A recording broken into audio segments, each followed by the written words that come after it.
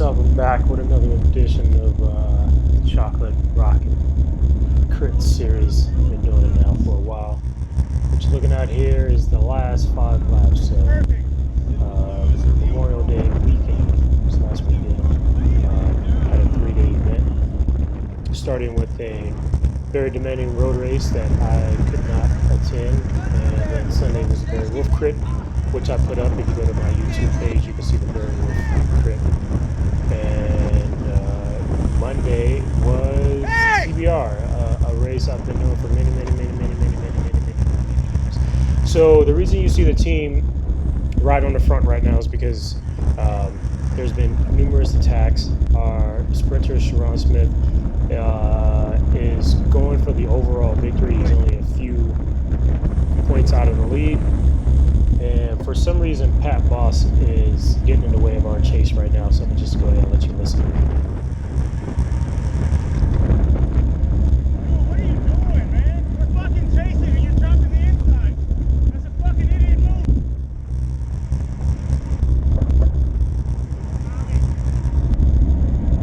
Like, what are you accomplishing by doing that? Inside fucking causing chaos. So the last thing I said is you deserve it. He said, what about Max? It was really no reason for him to get up there. His guy was actually leading the series, had an opportunity to win the overall series.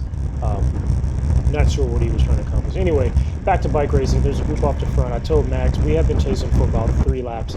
I said, Max, let's just close it at this point. One mistake we made was closing it and not continuing to ride a tempo pace. The last few races, man, I've been super proud of the guys.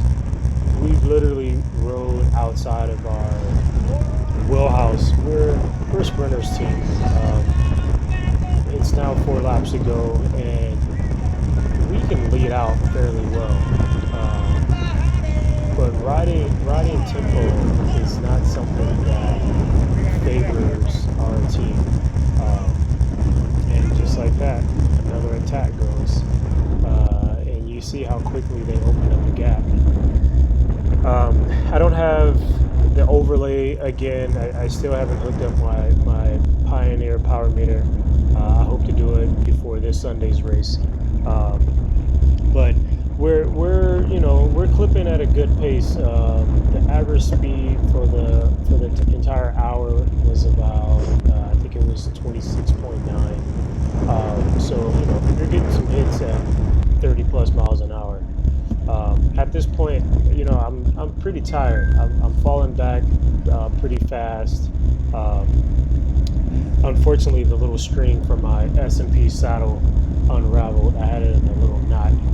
So it's getting in the way of the rear camera, but luckily the field was a decent size, because outside of that I would have had a hard time catching back on the wheel. I'm almost dead last right now.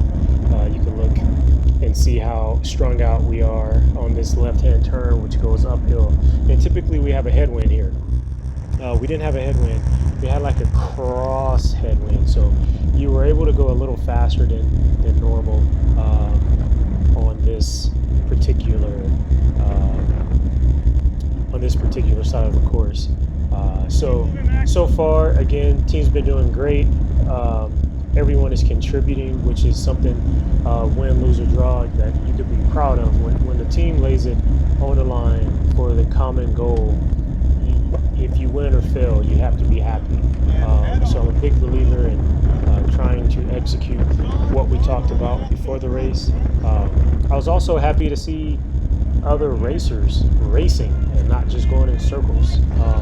It's not necessarily a formality when Sharon shows up. Some people may not like me saying that as he's on my team, but dude, it's a bike race. Race your bike. So we're not pros. We're out there just having fun, but we also want to be competitive. So right in front of me is the Salad Czar, Salad Bar. That's my man. He's like one of those proven domestiques. He comes to work with his pants up high and his his work boots on, his belt, and his shirt tucked in. He's ready to go to work. And again, I'll tell you, one guy who's really surprised me over the last few races is Big Pichon. He's not typically a guy who can do a lot of work. He carries a big punch when it comes to the sprint. He's a big fella, but look, he's sacrificing himself for the greater good. And I'm just coaching him right now, telling him not to dig too deep. The pace he's going is absolutely fine. I like that as he turned the corner, he upped his RPMs, which will keep his momentum going. As a bigger guy, his weight plays against him as we go uphill now. So he totally killed that move. The guy saw that we were there. He did a nice chop, flipped off, and we'll get back in. And again, our objective right now is just to keep the pace high, to make sure no more breaks get away. Between the last 2 days, we have been chasing, I'm not going to say way too much, but a lot.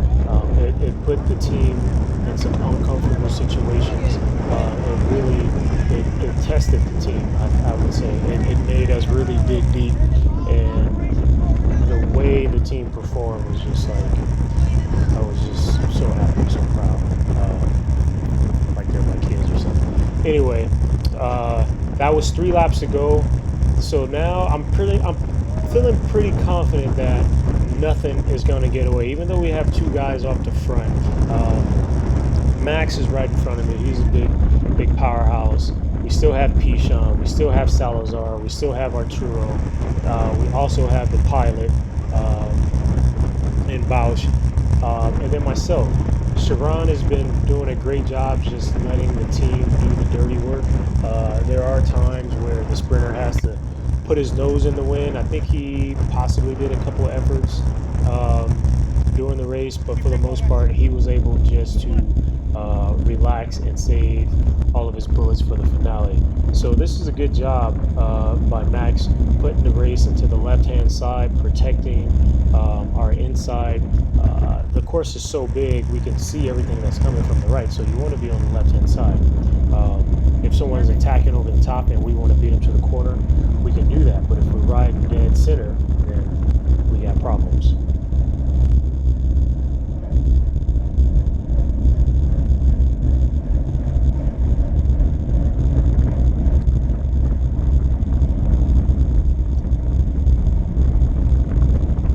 You heard me say keep protecting the inside. It's very important. As these Masters racers learn how to race and not just go in circles, implementing tactics is gonna become more and more and more important. It's not just gonna be about going in circles anymore. Not 100% sure what was going on right there. It could have been a cream or something, but that was unnecessary. But both of those guys are good riders, so I wasn't too worried. It was just kind of peculiar that they were able to join right in the field. So 2 laps to go now. The race would be over in about 2 minutes or 3 minutes. It's important. I know that we have 3 minutes of lead out in us.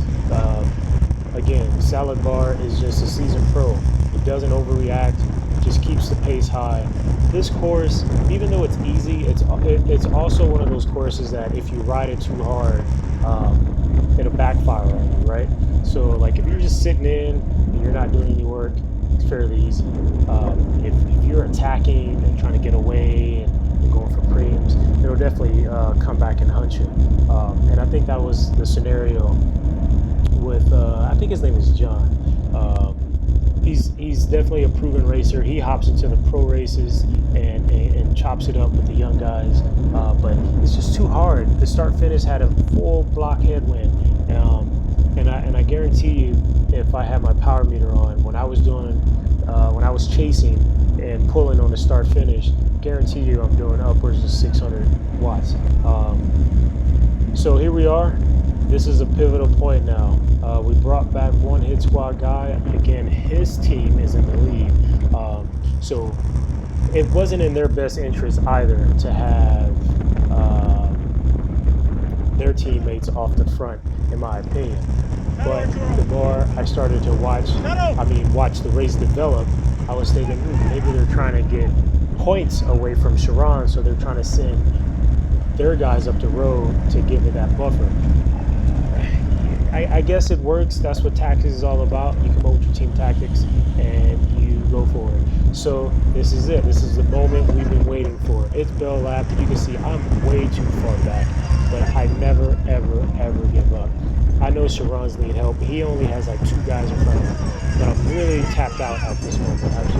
I've been doing a lot of work. Training is not where it needs to be, and so that affects endurance. But I use the field to move up. As soon as the field slowed down, I continue to put pressure on the pedals and just make up a spot here and there. Right in front of me is a guy who's awfully quiet for his riding style, Phil Tinsman. So he was so quiet, I forgot he was in the race. But as soon as I saw him here, I go, oh boy, he's got fresh legs. He's gonna be really good in the finale. So there's Steven, the same, trying to just work his way back to the front. There's my old-time friend on the Bianchi there, Rigo, proven closer. And there's the race leader in the red, white, and blue jersey, Sharon, and you see Aaron Wimberly on the front. I forgot to mention Aaron was at the race, also doing a great job going with the preem sprints to try to separate Sharon from the first place guy. I just yell at Aaron to give one more dig, and then Steven slots in, and then I slide in right behind him. What an impressive move though by Major Bob. Look at the gap he opened up. That was a grown man move. So I was actually pretty nervous about that move. That's why I went early. I think Steven still had a little bit in the tank, but Sharon is sliding right in. Major Bob didn't have it to make it to the finish. I also think he took the wrong line. The line is on the inside, and those guys take off. I was a little nervous. Sharon was about 4 guys back going into this turn, which is highly unlikely that you can win, but with fresh legs and his opening 5 to 6 pedal strokes is some of the fastest I've seen in a while. So we end up pulling it off again. It was a great win by the team. Always happy to represent the sponsors: Bahati Foundations, Elio, Seth Davidson, Monster, KMC Change, Pioneer, Fast Forward Wheels, and of course, Giant Bicycles. Thanks for watching.